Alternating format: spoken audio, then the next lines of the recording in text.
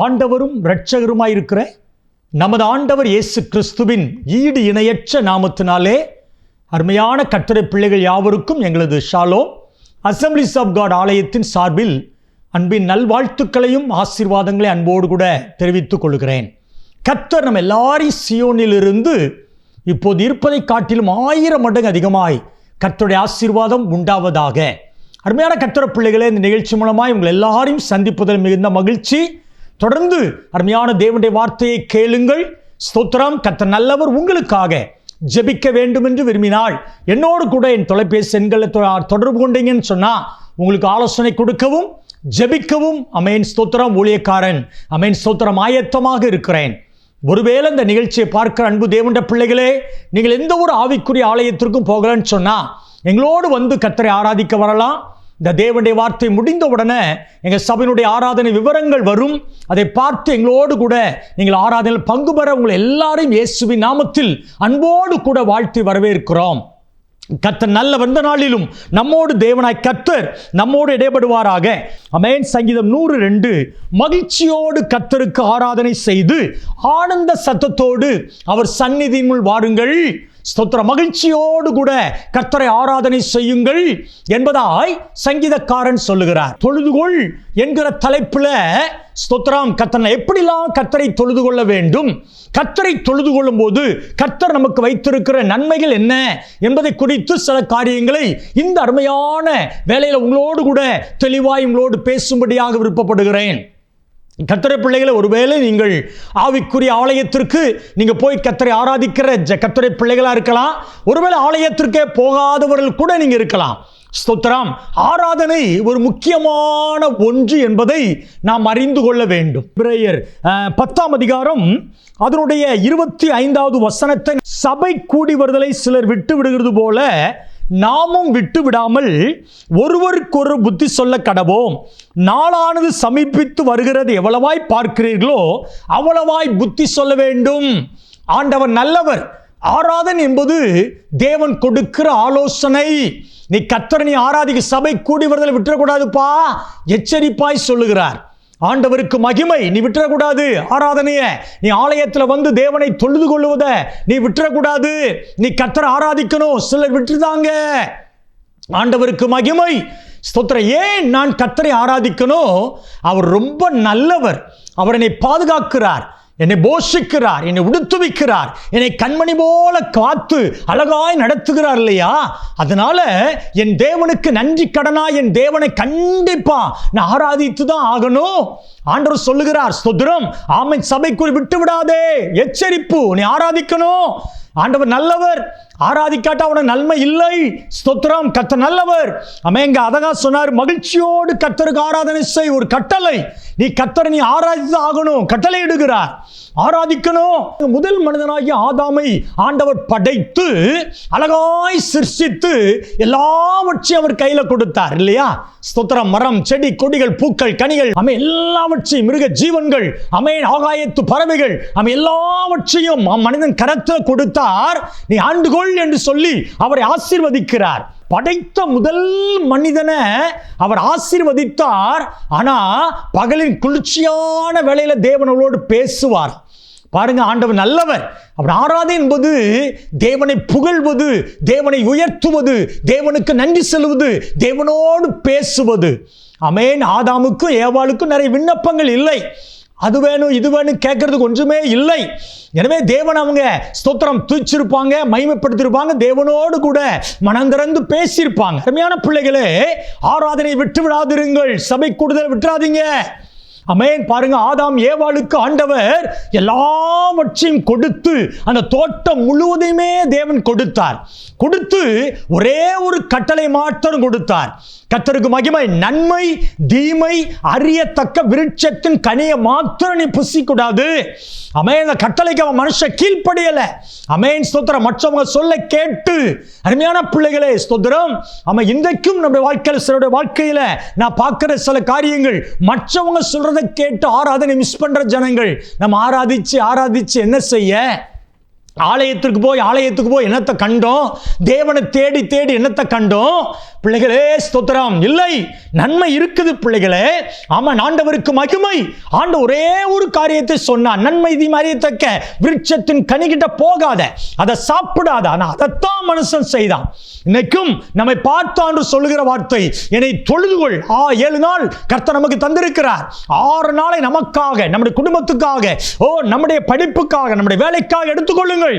வாரத்தில் முதல் நாள் அது ஆண்டவர் ஆராதிக்கிற நாள். அந்த நாள்ல ஒரு 2 மணி நேரமோ 3 மணி நேரமோ ஸ்தோத்திரம், காலையோ மாலையோ, காலையிலும் மாலையிலும் தேவனை ஆராதிக்கும்படி தேவன் நம்ம கட்டளையிட்டு இருக்கிறாரே.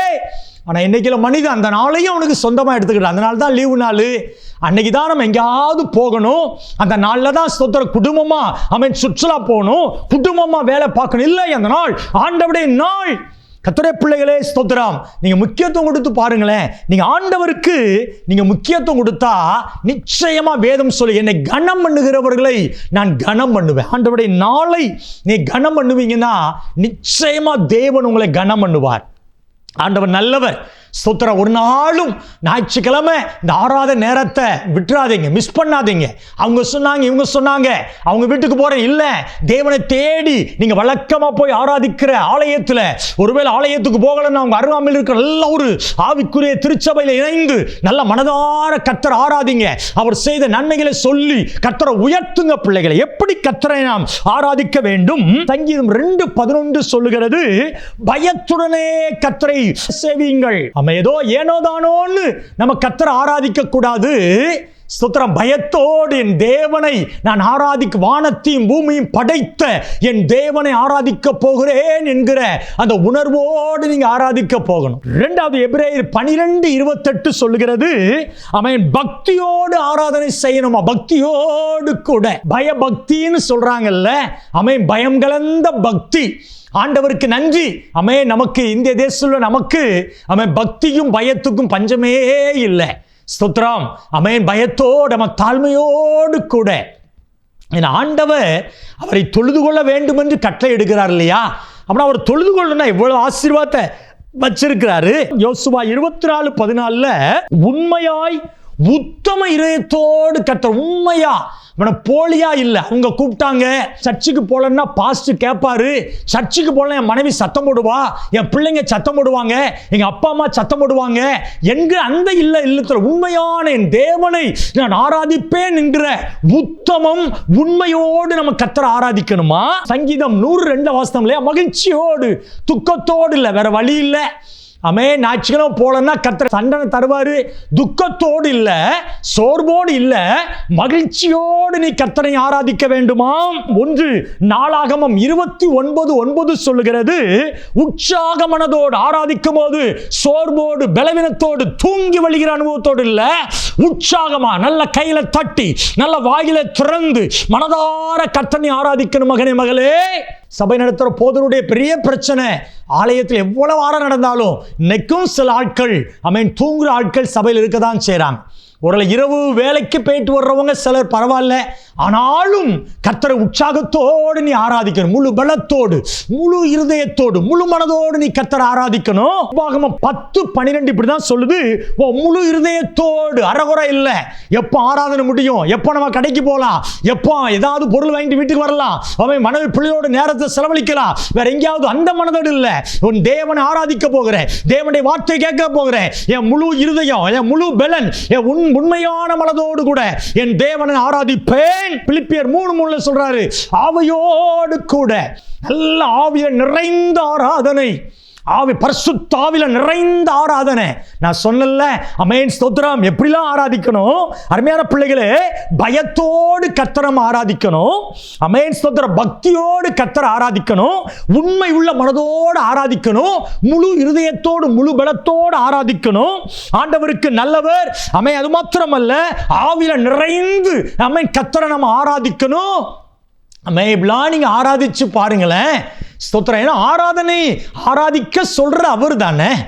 ஸ்தோத்திரம். இனி ஆராதிப்பான்னு சொன்னவர் அவர் தானே. அப்படின்னா ஆராதனை ஆராதிக்க சொன்னவர் நம்மை சும்மா விடுவாரா? நான் எப்பவும் இந்த வார்த்தையை சொல்லுவேன். வெளிநாடுகளில், வெளியூர்களில் வேலை பார்க்குற நம்முடைய சொந்தங்களோ, நம்முடைய குடும்ப அங்கத்தினர் திடீரென்று நம்ம வீட்டுக்கு வந்துட்டாங்க, வேலையை முடிச்சு லீவுக்கு வராங்கன்னா ஸ்தோத்திரம். அவங்க வரும்போது வெறும் கைமாய் வருவது இல்லை. நம்மளே சில வீட்டுக்கு போனாலும் ஏதோ ஒரு சின்ன ஒரு ஸ்வீட் பாக்ஸ் வாங்கிட்டு போகிறோம் இல்லையா? வெறுங்கையுமா போகக்கூடாது. பிள்ளைங்க இருப்பாங்க. ஸ்தோத்திரம். பாருங்க, அப்புறம் ஆண்டவரை ஆராதிக்கிற ஆலயத்துக்கு போகும்போது அவர் வெறும் கையுமாய் வருவதே இல்லை பிள்ளைகளே. ஆமென். பரலோகத்தின் ஆசீர்வாதத்தினால தான் நம் மத்தியில் இறங்கி வருகிறார். வந்து ஆவியின் வல்லமையை, ஆவியின் வரங்களை, ஆவியின் கிருபைகளை, செல்வ செழிப்பை, மேன்மையை, ஆசீர்வாதங்களை சம்பூர்ணமாய் ஆலயத்தில் உண்மையாய் ஆராதிக்கிற பிள்ளைகளுக்கு கொடுப்பார். நானும் ஸ்தோத்திரம் 1988 ஆண்டு நான் கர்த்தரை இயேசுவை ஏற்றுக்கொண்டேன். ஒரு புறஜாதி மார்க்கத்தை இயேசுவை ஏற்றுக்கொண்டேன். அந்த நாள்ல இருந்து என் வாழ்க்கையில அவன் 3-4 ஆராதனை தவிர எந்த ஒரு ஆராதனை தவற விட்டதே இல்லை. ஆராதனை என்பது மிகுந்த சந்தோஷம். ஆலயத்தில் 2 ஆராதனையிலையும் முழு நேரத்திலையும் காலை மாலை ஆராதனை அமர்ந்திருப்போம். பிள்ளைகளே, அந்த ஆராதனை நேரம் தான் ஆண்டவர் கொடுத்த கணம் தான் இன்னைக்கு ஸ்தோத்திர ஊழியக்காரனாய் ஆசீர்வாதமா வைத்திருக்கிறது. அனுபவத்தோடு சொல்லுகிறேன், ஆராதனை விட்டு விடாதிருங்கள். பரிசுத்த உள்ளத்தோடு ஆராதிங்க, முழு பலத்தோடு ஆராதிங்க, முழு இருதயத்தோடு ஆராதிங்க. 2 வசனத்தை மாத்திரம் நான் சொல்லி நான் ஜெபிக்கிறேன்.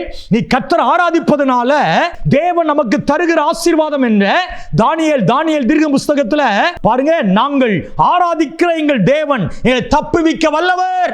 மகளே, மகனே, ஸ்தோத்திரம். இந்த வார்த்தை கேட்கிற நீ முழு மனதோடு முழு பலத்தோடு உன் தேவனை ஆராதிப்பாய் என்று சொன்னால், நான் சொன்னல, பயத்தோடு பக்தியோடு பரிசுத்த உள்ளத்தோடு மகிழ்ச்சியோடு முழு இருதயத்தோடு முழு மனதோடு நீ கர்த்தரை உண்மையா நீ ஆராதிப்பீங்கன்னா தப்புவிக்க வல்லவர். வியாதிக்கு உங்களை தப்புவிப்பார். ஆமென். பொல்லாங்குக்கு உங்களை தப்புவிப்பார். தீமைகளுக்கு உங்களை தப்புவிப்பார். கடனுக்கு உங்களை தப்புவிப்பார். அசுத்த ஆவிகளுக்கு உங்களை தப்புவிப்பார். அசுத்த மனிதர்கள் கண்களுக்கு உங்களை நிச்சயமா ஆண்டவர் தப்புவிப்பார். பிள்ளைகளே, நாங்கள் ஆராதிக்கிற எங்கள் தேவன் எங்களை தப்புவிப்பார். ஏன் கடன் பிரச்சனை மாட்டிக்கிடுறோம்? ஏன் அசுத்தமான பாவ பழக்கத்தில் மாட்டிக்கிடுறோம்?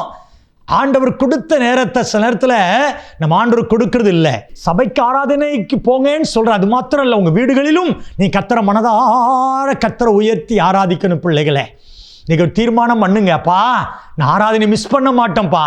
ஸ்தோத்திரம். நான் ஆராதிப்பு ஆண்டவரே, உண்மையாய் நான் ஆராதிப்பு ஆண்டவரே, சந்தோஷமா ஆராதிப்பு ஆண்டவரே, முழு பலத்தோடு ஆராதிப்பேன். உண்மையா இந்த வார்த்தை நீங்க சொல்லுவீங்கன்னா உங்களுக்கு தப்புவிப்பார். கடல்ல நீங்க மாட்டிருக்கலாம், நீங்க வியாதியில நீங்க இருக்கலாம், நீங்க வேதனையோடு இருக்கலாம், ஏதோ ஒரு தவறான பாவ பழக்க வழக்கம் உங்களை சுற்றி நெருக்கிட்டு இருக்கலாம். நீங்க உண்மையா நீங்க ஆராதிச்சு பாருங்க. எத்தனையோ சாட்சிகளை சொல்ல முடியும். பிள்ளைகளை, நேரம் இல்லை, நம்ம ஆராய்ச்சி பாருங்க.